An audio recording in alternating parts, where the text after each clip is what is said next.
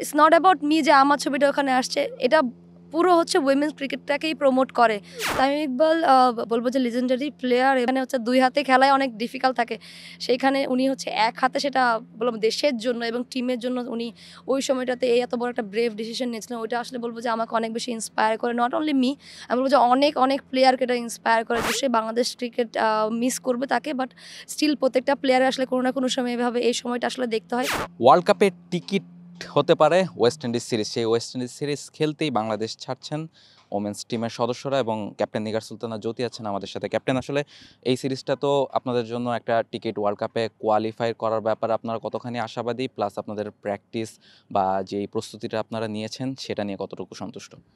প্রথমত দেখেন, ইকুয়েশন যখন চলে আসে একটা প্রেশার তো থাকে, বাট তবুও বলবো যে টিম ওয়াইজ অনেক ভালো একটা প্রিপারেশন হয়েছে এবং আর ওডিআই টিমটা যেরকম ছন্দে আছে, সো এটাকে যদি আমরা কাজে লাগাতে পারি অবশ্যই আমাদের জন্য একটা বিগ অপরচুনিটি। কারণ এমন যদি হতো যে না আমাদের হাতে কোনো অপরচুনিটি নেই, আমরা ওয়ার্ল্ড কাপ কোয়ালিফাই করতে হবে, দেন ওয়ার্ল্ড কাপে যেতে হবে, কিন্তু এখন আমাদের হাতে একটা সুযোগ আছে এবং আমরা আসলে এই সুযোগটার 100% কাজে লাগাতে চাই। সঠিক প্যাড আর সঠিক তথ্য দিয়ে কেশু সামলে নিব এক হয়ে। Monalisa sanitary napkin.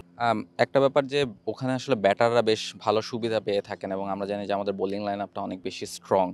সেই জায়গায় বাংলাদেশ ম্যান টিমের ক্ষেত্রে আমরা দেখেছি যে ভালো উইকেটে তারা আসলে রান করেছে, তারপরও সেটা গুড এনাফ হয় নাই। ৩০০ প্লাস রান করেও তারা হারতে হয়েছে আসলে। সেই জায়গা থেকে আপনাদের সেই সতর্কতা থাকবে কিনা, মানে যে উইকেট যতটুকু রান ডিমান্ড করে সেটা আগে বুঝতে পারা বা ততটুকু রান করতে পারা?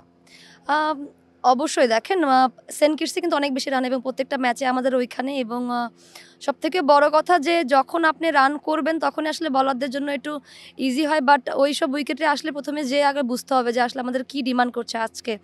যদি দেখা যায় 250 রান করলে আমাদের জন্য বলারদের জন্য সহজ হবে সেটা ডিফেন্ড করা, তাহলে সেরকম আগাতে হবে এবং বলবো যে না এর থেকেও বেশি আসলে ডিমান্ড করছে তখন এটাই করতে হবে। বাট আমাদেরকে অনেক ভালো স্টার্ট করতে হবে এবং টপ অর্ডারে অনেক বেশি ভূমিকা থাকবে, কারণ যখন আপনি একটা বড় স্কোর করতে চাবেন অবশ্যই আপনার টপ 4 যখন রান করবে তখনই কিন্তু একটা বড় স্কোর হয়। সো ওই দিক থেকে আমাদের মনোযোগ থাকবে বেশি। এক্স্যাক্টলি। আপু, আউট অফ দ্য ফিল্ড একটা প্রশ্ন করতে চাই যে এটা আপনি প্রেস কনফারেন্সে উত্তর দিয়েছেন। ক্লাস 7 এর বইয়ে আসলে আপনার একটা ছবি অ্যাড করা হয়েছে। এটা আসলে শুধু আপনার জন্য আমি বলতে চাই না, ওমেন্স ক্রিকেটের জন্য একটা ইন্সপিরেশনের ব্যাপার কিনা, কারণ আসলে কয়েকটা বছর আগেও খুব বেশি নজর ছিল না, তারপর আপনারা ঘরের মাটিতে কয়েকটা টানা সিরিজ জিতলেন, স্পন্সর আসলো, এখন বইয়ে আপনাদের ব্যাপারে ইয়াং জেনারেশন বা পরবর্তী জেনারেশন জানার চেষ্টা করছে বা পড়াশোনা করছে। এটা আসলে ওমেন্স ক্রিকেটকে কতখানি ইন্সপায়ার করবে বলে মনে হয়? প্রথমত দেখেন, যখন আমি জিনিসটা জানতে পারি, বললাম না আমার আম্মুর বেশি খুশি ছিল, সো আমাদের ফ্যামিলি অনেক বেশি খুশি, তারা অনেক বেশি প্রাউড। খুশি আরেকটা বিষয় নিয়ে আমার কাছে ভালো লেগেছে যে দেখেন, ইটস নট অ্যাবাউট মি যে আমার ছবিটা ওখানে আসছে, এটা পুরো হচ্ছে উইমেন্স ক্রিকেটটাকেই প্রমোট করে। বা হচ্ছে যখন আপনি আমাকে নিয়ে কথা বলতেছেন বা আমাকে নিয়ে দেখতেছেন বা একটা বাচ্চা এটা পড়তেছে, তখন কিন্তু সেও বলতেছে যে না বাংলাদেশে উইমেন্স ক্রিকেট আছে এবং তারা কি করছে, তখন তাদের কিন্তু একটা আগ্রহ একটা সৃষ্টি হচ্ছে। সো এদিক থেকে ভালো লাগার একটা বিষয়, এবং এইভাবে যেমন হচ্ছে আমরা মারুফাকেও দেখছি বিভিন্ন জায়গায় ও প্রমোট হচ্ছে, এবং বা রিসেন্টলি লাস্ট 6 মান্থ ধরে বলবো যে অন্যরকম একটা ক্রেজ উইমেন ক্রিকেট নিয়ে এবং মিডিয়ার অনেক বেশি ফোকাস এই বিষয়ে, এবং নতুন স্পন্সর আসছে, যেভাবে লাস্ট সিরিজটা আসলে বলবো জমকালোভাবে আসলে সিরিজ শেষ করা হলো এবং বিভিন্ন স্পন্সরের মাধ্যমে। সো এই দিকগুলো কিন্তু অনেক বেশি বলবো যে মেয়েদেরকে অনেক বেশি মোটিভেট করে, এবং ডে বাই ডে বলবো যে ডোমেস্টিক ক্রিকেটগুলো বাড়ছে, সামনে শুনছি যে মেয়েদের ফ্র্যাঞ্চাইজিও হবে। সো এদিক থেকে এগুলোতে অনেক ভালো একটা ইনিশিয়েটিভ, এতে করে কিন্তু যারা হচ্ছে শুধুমাত্র প্র্যাকটিস করে তারা একটা পাচ্ছে, একটা স্টেজ পাচ্ছে যে না আমরা শুধু আসলে প্র্যাকটিস করে যাচ্ছি না, আমাদের একটা হোপ আছে যে ক্রিকেটের মাধ্যমে আমরা আমাদের ফিউচার দেখতে পারবো। Captain, last question. গতকাল আসলে বাংলাদেশের একজন লেজেন্ড ব্যাটসম্যান তামিম ইকবাল অবসর নিয়েছে। আপনিও যেহেতু একজন ব্যাটসম্যান, আপনি তার সাথে কোনো স্মৃতি শেয়ার করতে চান কিনা বা তার অবসর নিয়ে আপনার কোনো সে আছে কিনা?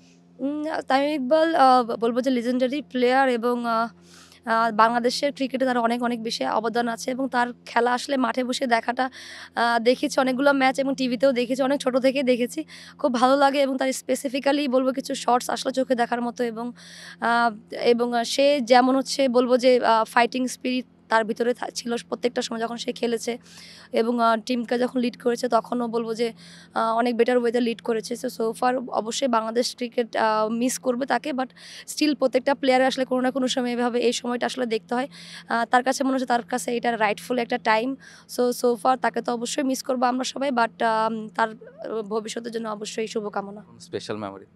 স্পেশাল মেমোরি বলবো যে এশিয়া কাপের ওই মেমোরি, ওটা আই গেস ওটা এশিয়া কাপে ছিল, যখন ওনার হাত মানে শ্রীলঙ্কায় সেলাই করে আসার পরেও ওইভাবে অপারেশনের পরেও এসে যখন উনি বলটা আসলে ফেস করলেন, এবং বলবো যে বলার কিন্তু তাকে আসলে সহজভাবে দেয়নি, এবং ব্যাক অফ লেন্থের একটা বল ইজি কিন্তু না, যেখানে হচ্ছে 2 হাতে খেলায় অনেক ডিফিকাল্ট থাকে, সেইখানে উনি হচ্ছে 1 হাতে সেটা বলবো দেশের জন্য এবং টিমের জন্য উনি ওই সময়টাতে এত বড় একটা ব্রেভ ডিসিশন নিয়েছিলেন। ওইটা আসলে বলবো যে আমাকে অনেক বেশি ইন্সপায়ার করে, নট অনলি মি, আমি বলবো যে অনেক অনেক প্লেয়ারকে এটা ইন্সপায়ার করে যে না, টিমের সাথে আসলে যে সিচুয়েশন যেমনই হোক না কেন, নিজের সিচুয়েশন যেমনই হোক না কেন, আসলে মাঠে নামতেই হয়। Thank you so much, thank you captain, best of luck for the series. Bangladesh Premier League 2025, 7টি দলের জমজমাট লড়াইয়ে মাতবে পুরো দেশ। দেখতে চোখ রাখুন টি স্পোর্টস নেটওয়ার্কে।